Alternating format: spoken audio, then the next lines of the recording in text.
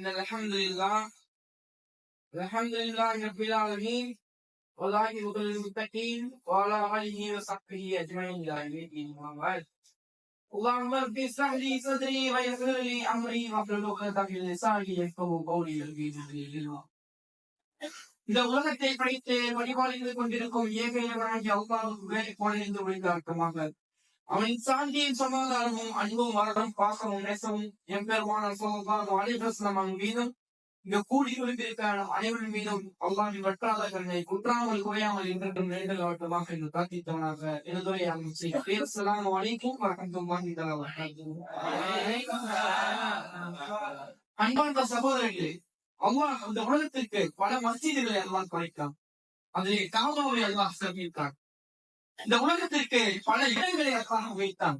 அதிலே மக்காவை அல்லாஹ் சிறப்பித்தான்.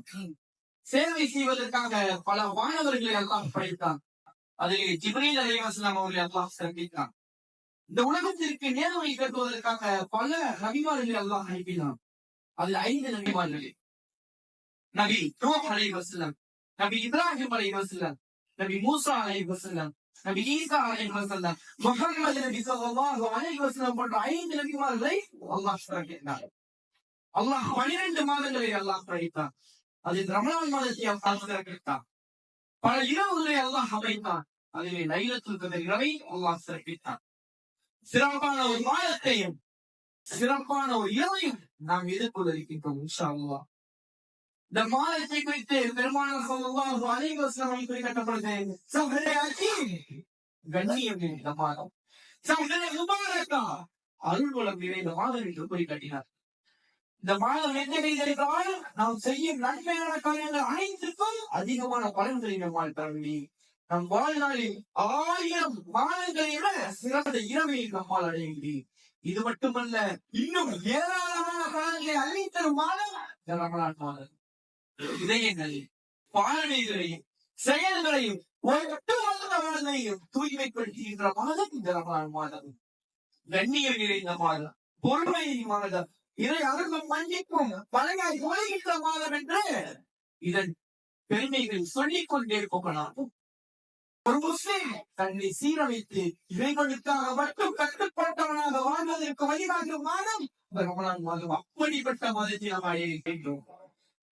இந்த மாதத்தை நாம் அடைவதற்கு முன்பாக கட்டாயம் செய்ய வேண்டிய ஒன்று தௌபா. நாம் செய்த பாவத்தை சுமக்காமல் பாவத்தில் இருந்து மீண்டு இறைவனின் நெருக்கத்தை அடைய வேண்டும். நாம் தௌபா செய்வதன் மூலம் இறைவன் மகிழ்ச்சி அடைகிறான். எவ்வாறு என்றால், பாலைவனத்தில் ஒரு பயணம் செய்து கொண்டிருக்கும் பொழுது வாகனம் குறைந்து உணவும் தண்ணீரும் அதில் தான் இருக்கின்றது. மிகவும் கவலையுற்றாமல் பயணத்தை தொடர முடியாத நிலை ஏற்படுகிறது. ஒரு மரத்திற்கு அடியில் போய் நிழலுக்காக நிற்க செல்கின்றார். எதிர்பாராத விதமாக அந்த வாகனம் இருக்கின்றது.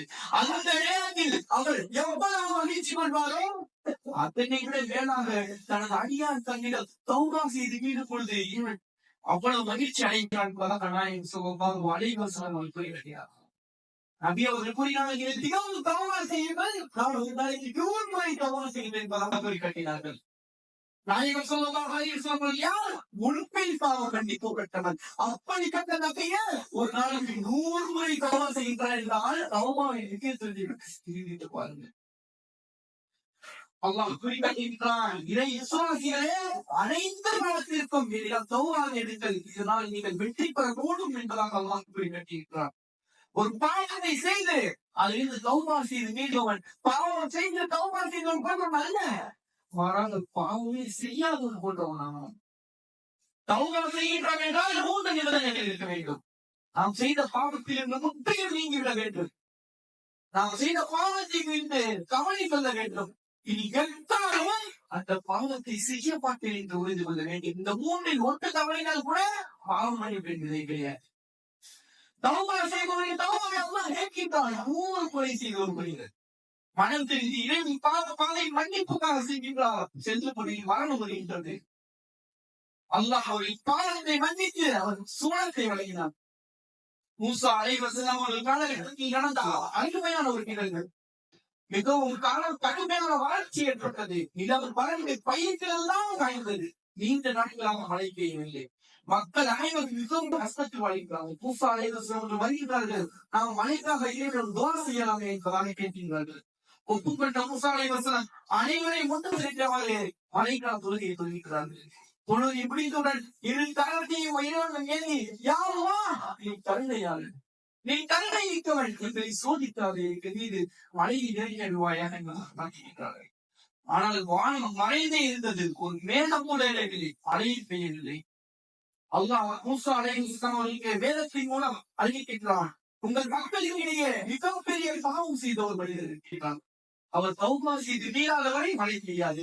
அதனால் உங்கள் சமூகத்தை விட்டு அவர்கள் வெளியேற்றுங்கள், நான் மழையை பெய்ய வைக்கிறேன் என்பதாக அல்லாஹ் குறிப்பிட்டிருக்கிறார்.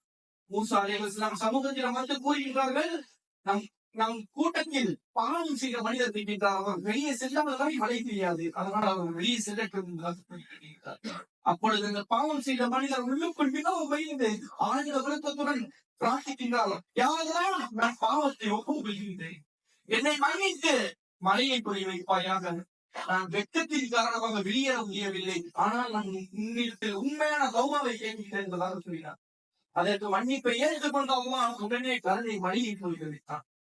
மூசா அலைஹிஸ்ஸலாம் ஆட்சியை கேட்கின்றார். யா அல்லாஹ், எவ்வாறு முன்னால் ஒரு பாவம் செய்த மனிதர் இருக்கின்றார் என்பதால் மழையை பொழிய வைக்கவில்லை, இப்பொழுது அவர் வெளியேறவில்லை, எவ்வாறு மழையை பொழிய வைக்கின்றார்?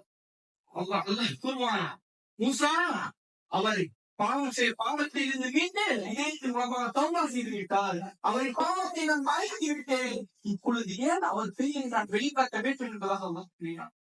அல்லாஹ்வின் கருணை இருக்கின்றதை எல்லையை மீறியது. உண்மையாக ஒரு அடியான் தௌபா செய்யும் பொழுது அவர்கள் பாவத்தை அல்லாஹ் மன்னிக்கின்றான், மறைக்கின்றான். ஒரு அடியாரின் அவமானத்தை வெளிப்படுத்துவதை அல்லாஹ் விரும்புவதில்லை. தன் அடியார் தன்னிடம் மீள வேண்டும் என்பதை அல்லாஹ் விரும்புகின்றான். ஆதம் நபி அவர்கள் ஜன்னத்திலிருந்து வெளியேற்றப்படும் பொழுது அவரின் பாவத்தை அவர் உணர்ந்தார்கள். உண்மையான மனவாளர்கள் கேட்கிறார்கள்,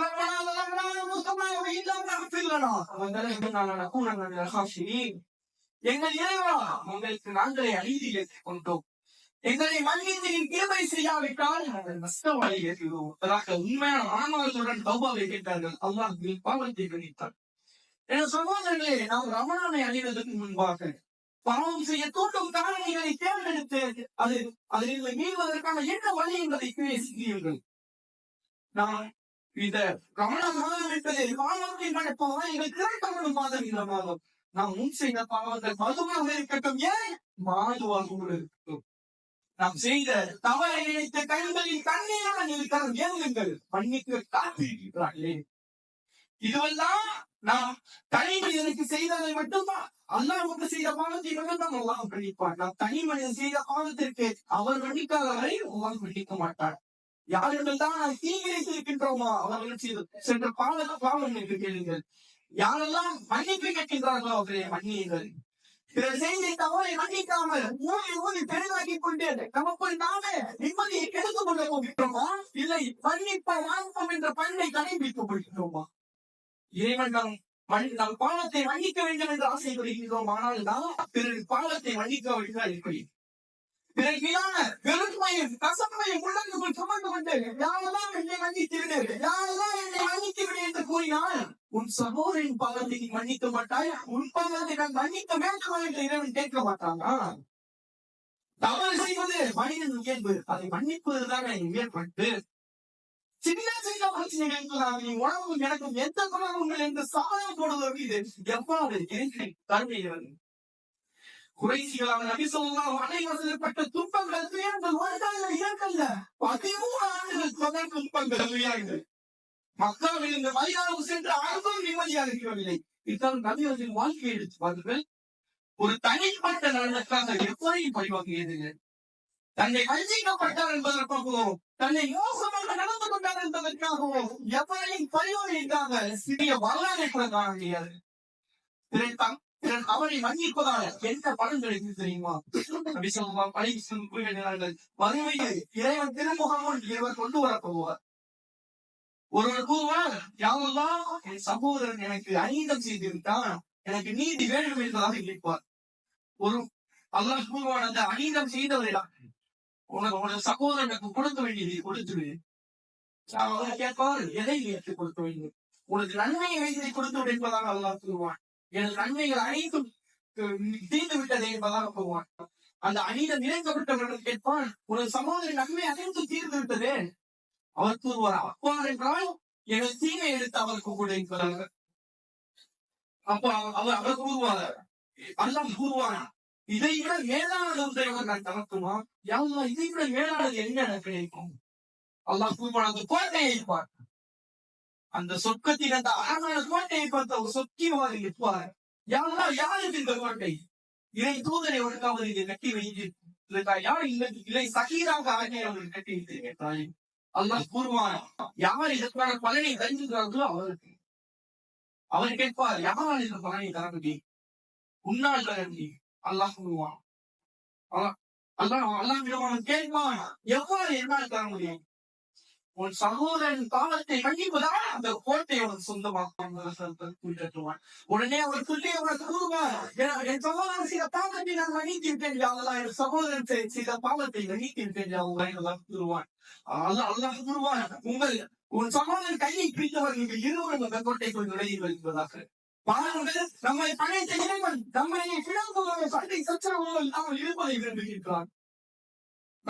ஒருவர் மன்னிப்பதையும் அல்லாஹ் விரும்புகின்றான். அதில் கூலியின் மகத்தான இருக்கும் என்பதாகவும் அல்லாஹ் அறிவிக்கின்றான். அப்படி இருக்கும் பொழுது அந்த மகத்தான சுவனத்தை அடைவதற்காக நாம் சகோதரன் செய்த பாவத்தை மன்னிக்க வேண்டாமா?